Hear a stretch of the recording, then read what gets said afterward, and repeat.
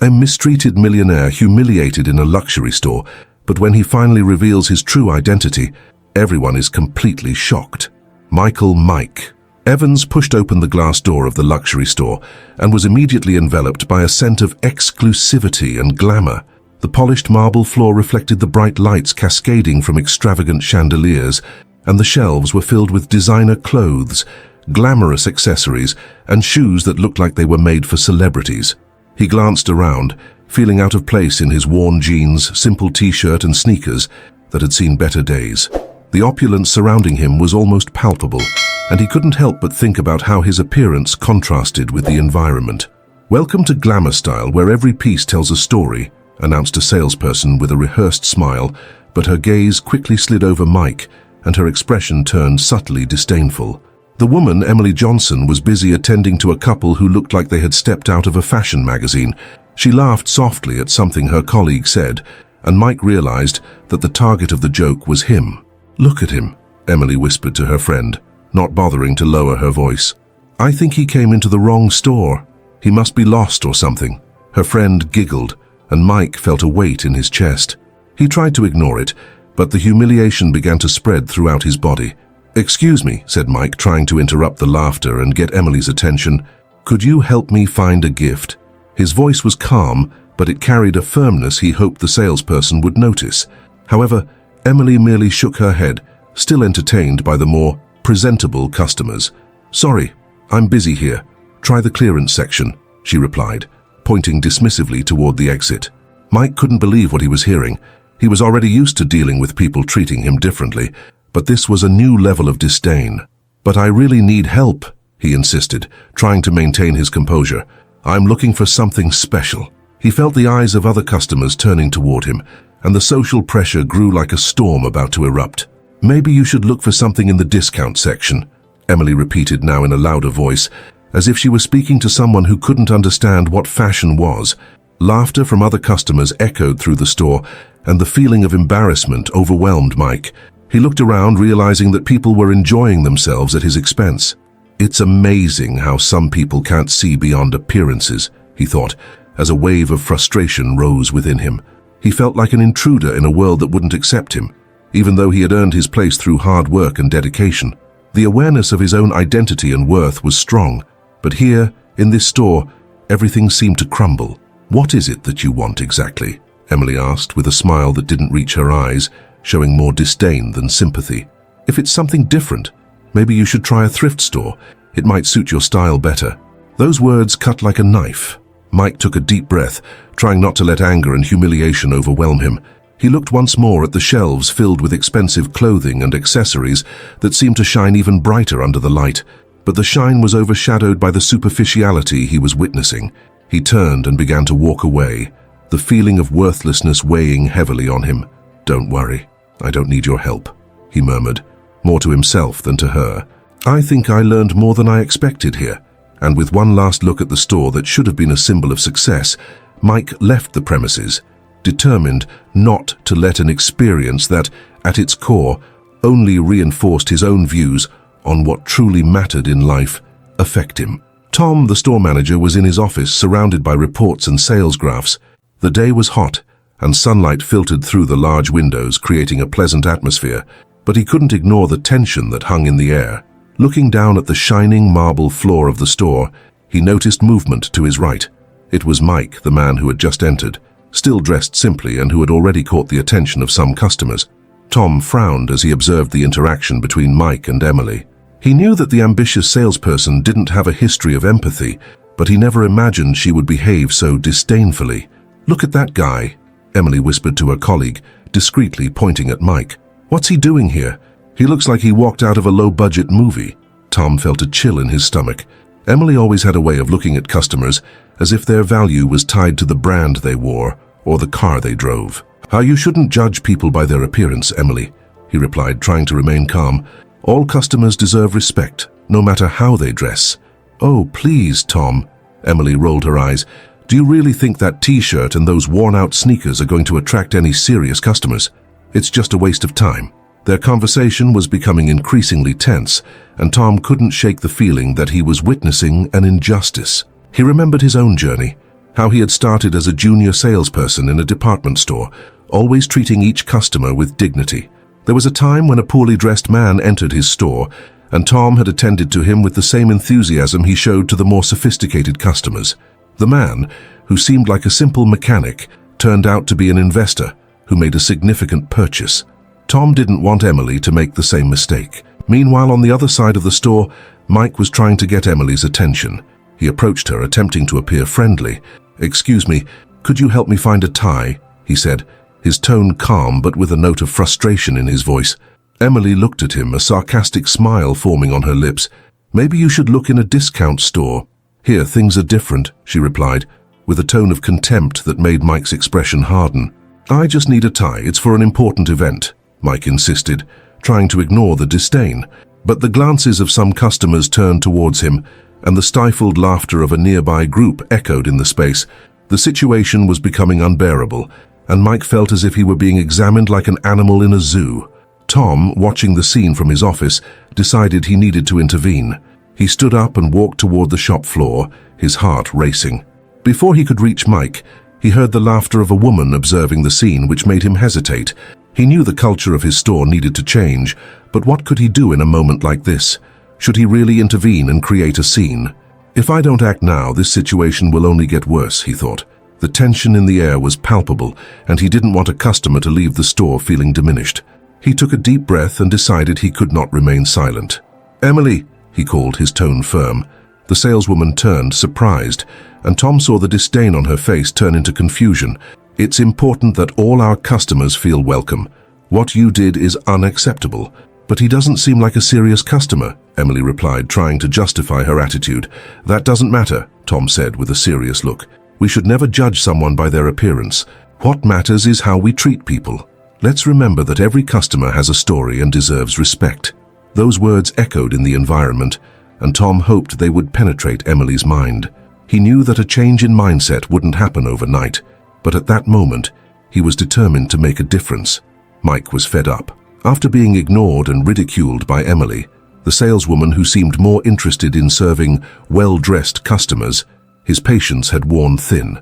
He surveyed the luxurious surroundings of the store, the shelves filled with designer clothes, but he couldn't ignore the disguised contempt in the looks that surrounded him. The atmosphere was thick with an arrogance that deeply bothered him. He felt like an intruder in a world not made for people like him. "Look at this one," Emily said to her colleague, unaware that Mike was just a few steps away. "I think he came in here by mistake. Maybe he should go to a discount store." Both laughed, and the sound echoed against the marble walls of the store. Mike, who had been silent up to that point, felt his face burn with embarrassment. It was a strange sensation, a mix of humiliation and anger. He didn't care about what he was wearing. These simple clothes were a reflection of his life, not his worth. It was at that moment that he decided he would no longer allow others' superficiality to affect him. He took a deep breath, feeling a wave of determination. "Excuse me," he said, addressing Emily, his voice steady, "but I need you to know that I am not just some ordinary customer." To her surprise, Mike stepped forward, pulled out his phone, and opened a photo showing the logo of his company, the tech giant he had founded years ago. "I could buy this entire store and the brand you idolize," he declared, the words coming out with an intensity that froze the surroundings. The silence that followed was deafening.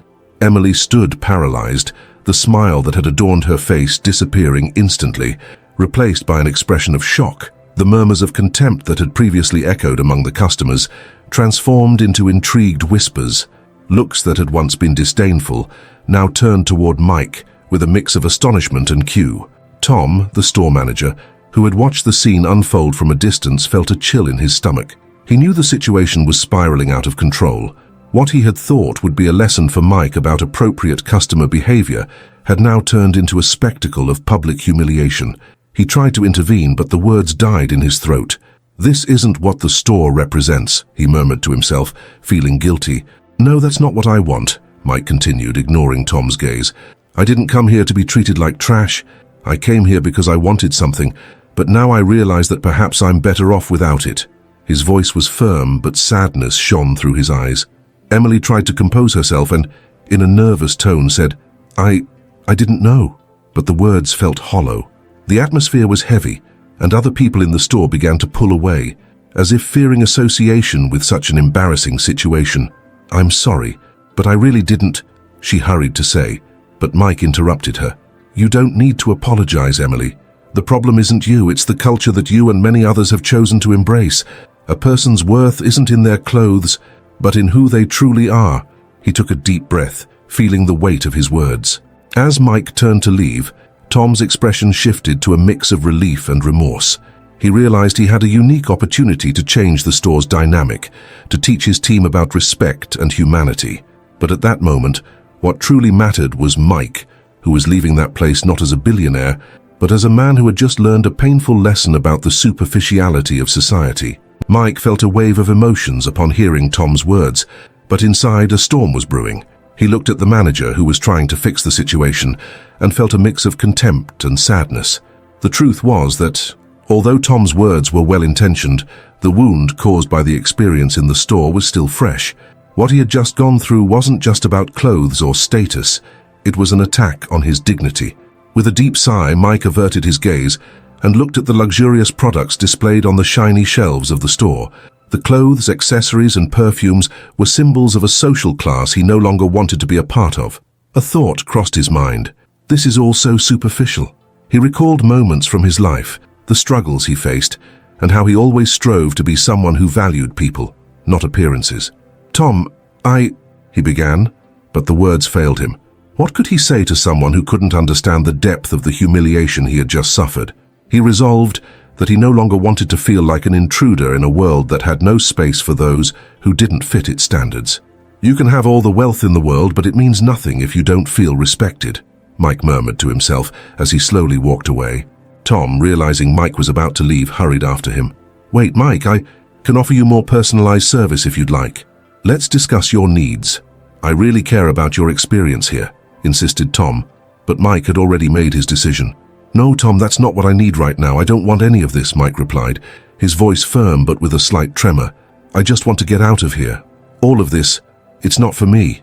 And without looking back, he headed for the store's exit, a mix of indignation and relief coursing through his body. As Mike stepped outside, the cold air of New York enveloped him like a hug. He closed his eyes for a moment, allowing himself to feel the breeze weaving between the skyscrapers. The tumultuous noise of the city, the hurried footsteps and the voices of passers-by were a reminder that life goes on, that he still had a place there, far from the superficiality he had just experienced. "Remember what really matters," he thought, recalling the lessons of his childhood. "A person's worth isn't in the clothes they wear, but in the kindness they carry in their heart." Memories of his parents, who always taught him to be humble and to treat everyone with respect regardless of their appearance or social status, provided an unexpected comfort. As he walked, Mike began to reflect on what success truly meant to him. It had never been about money or power. It had always been about making a difference. Now, more than ever, he felt the urgency to use his wealth and influence to help others. The experience in the store only solidified his determination. He paused at a corner, observing the city's frenetic movement, feeling more resolute than ever. "I will do something meaningful," he thought. "I won't let this experience define me. Instead, I will use my story to inspire others." And so, as the sun began to set behind the buildings, Mike took his first step toward a new mission, a new purpose that would lead him down a path filled with meaning and genuine connection. As he walked through the bustling streets of New York, Mike Evans felt the weight of humiliation still fresh in his mind.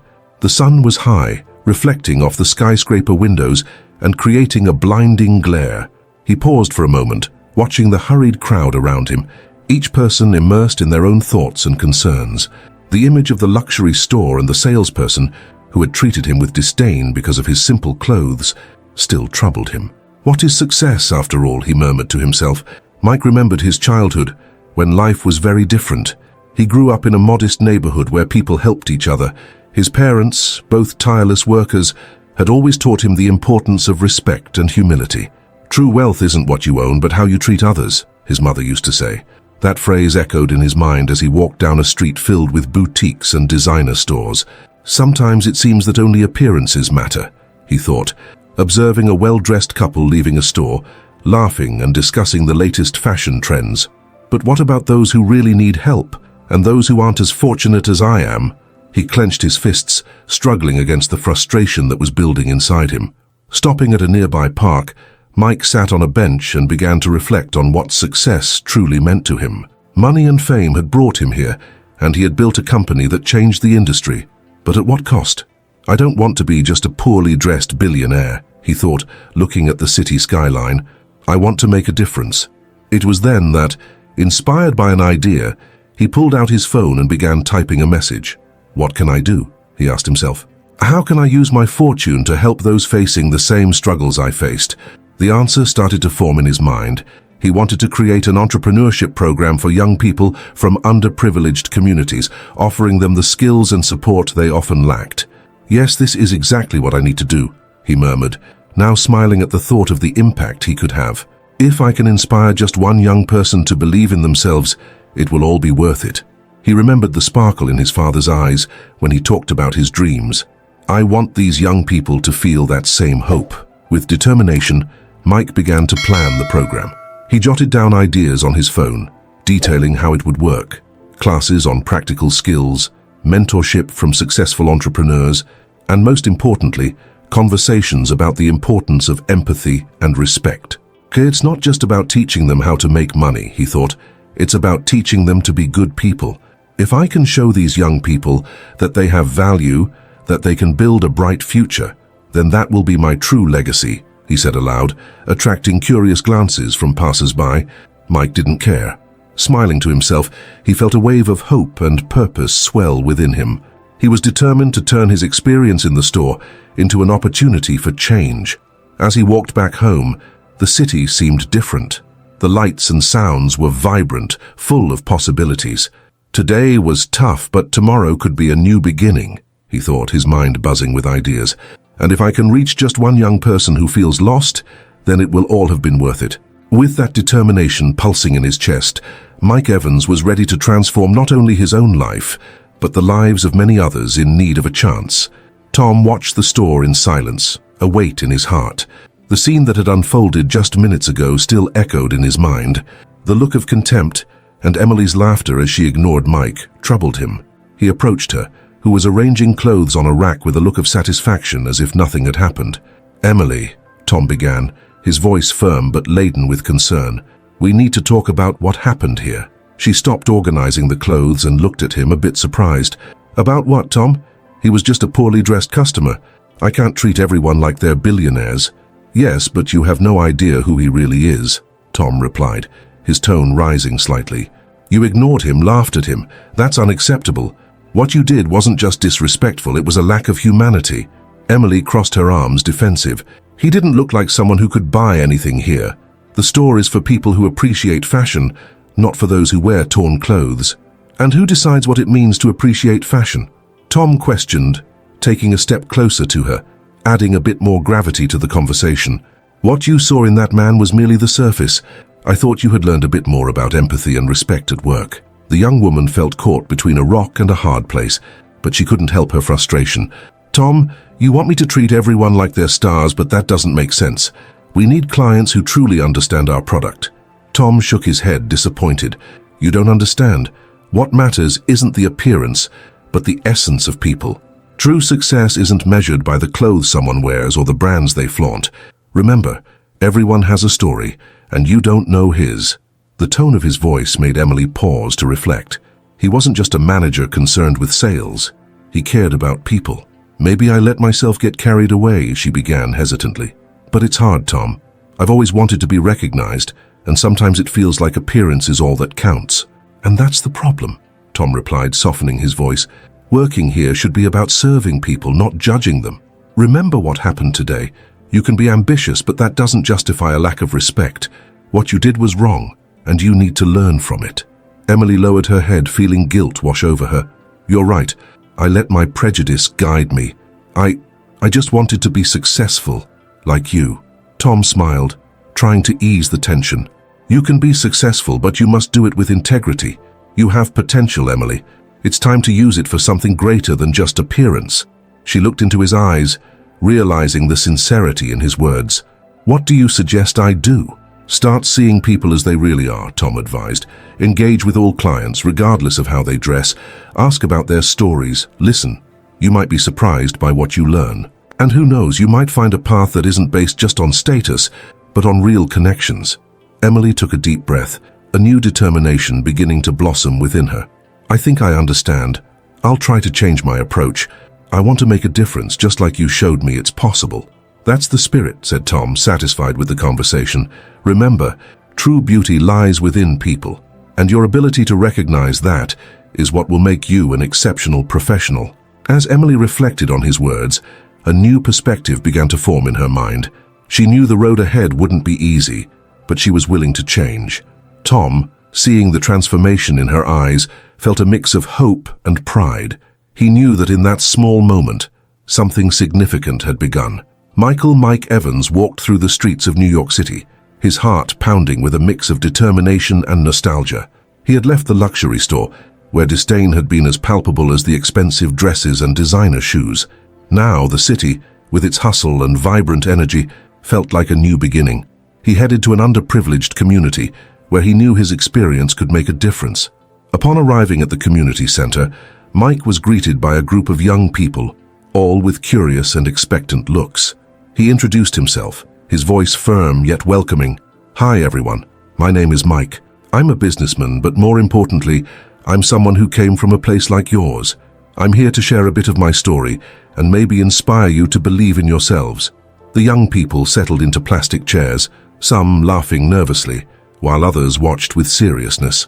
Mike noticed the diversity among them, boys and girls, different ethnicities, each with their own stories.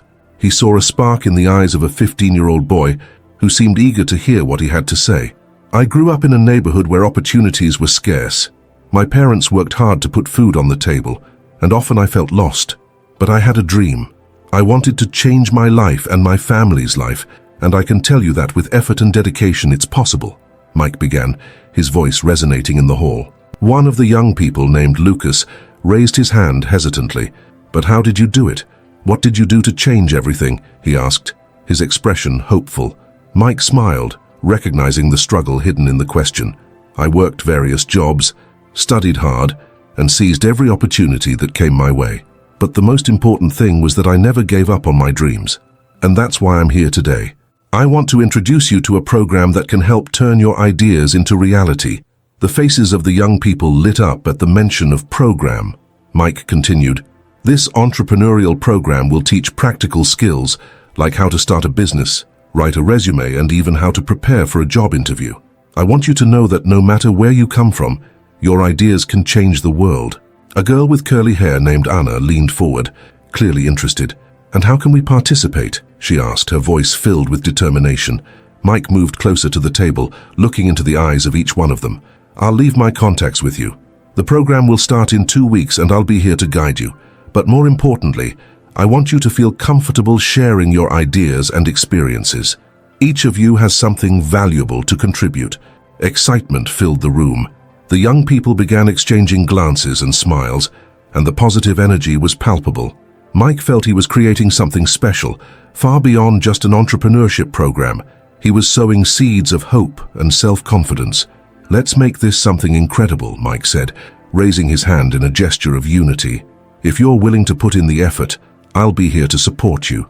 Let's build a better future together. Hearing his words, Lucas stood up again. I promise I'll do my best. I want to make my mom proud, he declared, a glow of determination in his eyes. That's what I want to hear. Remember, every step you take is a step toward your dream, and I'll be right there with you, Mike replied, feeling a wave of emotion as he realized he was contributing to something bigger than himself. As the session wrapped up, the young people gathered in small groups, excitedly discussing their ideas and plans. Mike stepped back a bit, watching the scene with a smile on his face. He had found his purpose again, and the energy in that room enveloped him like a warm hug. From that day on, he knew he was on the right path, not only to change their lives, but also to transform his own. Emily was in her first week after the incident with Mike. Tom's words echoed in her mind, resonating like a mantra. Respect all customers regardless of their appearance. She was determined to change her approach, but still struggled with the remnants of her old mindset. The store was bustling that morning, and the aroma of expensive perfumes lingered in the air.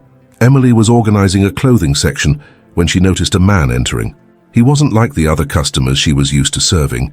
His appearance was simple, but his posture exuded a quiet confidence. "Good morning. How can I help you?" Emily said, trying to force a genuine smile. The man looked at her, and for a moment she caught herself quickly evaluating him, her thoughts drifting to his appearance. However, she remembered Tom and decided to look beyond first impressions. "I'm looking for something special for an event," the man replied. His voice was calm and full of intention, something that conveys authenticity but is also comfortable. Emily nodded, realizing this was an opportunity to prove she could be different. "Of course, we have some pieces that might fit the bill. Come, I'll show you some options." As they walked through the store, she began to feel a slight discomfort as she noticed the man observing her with interest. "Have you worked here long?" he asked, while examining a sports jacket on a rack. "Actually, not long. I just started," Emily replied, remembering how anxious she was to stand out. But now, more than that, she genuinely wanted to help. "I'm trying to change my approach and see people differently." The man paused, looking at her with curiosity. "And what have you learned so far?" She hesitated, pondering for a moment. "I've realized that a person's value isn't in the clothes they wear. One day, someone who seemed less than others taught me a valuable lesson. What really matters is how we treat one another." He smiled encouragingly. "That's a great perspective. Often appearances blind us to what really matters." Emily paused, admiring the way he spoke. "You're right. We're so focused on stereotypes that we forget the essence of people. I want to change that, but it's harder than it seems." The man picked up the jacket and held it against his chest. "Sometimes the most significant changes happen when we allow ourselves to see what's beyond the surface. And it can start with a simple gesture, like a smile or an honest conversation." Emily was impressed by his wisdom. "You speak like someone who's been through many experiences. Do you have a story you'd like to share?" "Actually, yes," he began, his expression becoming more serious. "I grew up in a neighborhood where most people didn't believe they could succeed. But I always had someone by my side who supported me. A mentor who told me that true wealth lies in human connections and how we help others." She felt an instant connection with him. "That's beautiful. We all need someone who believes in us, especially when the world feels so indifferent." As they talked, Emily realized her customer wasn't just an ordinary man. He was someone with a rich and valuable story, just like each of the clients she used to overlook. The man then interrupted her, looking directly into her eyes. "I think you're already on the right track. If you continue to remember what really matters, not only will you change the way you see people, but you will also impact their lives." Emily smiled, feeling renewed. "Thank you for sharing that with me. I will remember your words." The man nodded, satisfied. "Just remember that, ultimately, we all have a role to play in each other's lives. And you, Emily, can be the change you wish to see in the world." With that, the man decided to try on the jacket, and as he looked at himself in the mirror, the expression on his face reflected not only satisfaction with the piece, but also a newfound hope beginning to blossom within her. Mike Evans was sitting at his desk, surrounded by screens displaying growth charts and social impact reports. He watched the numbers and felt satisfied, but his mind was elsewhere. The experience at the luxury store still lingered over him like a heavy cloud.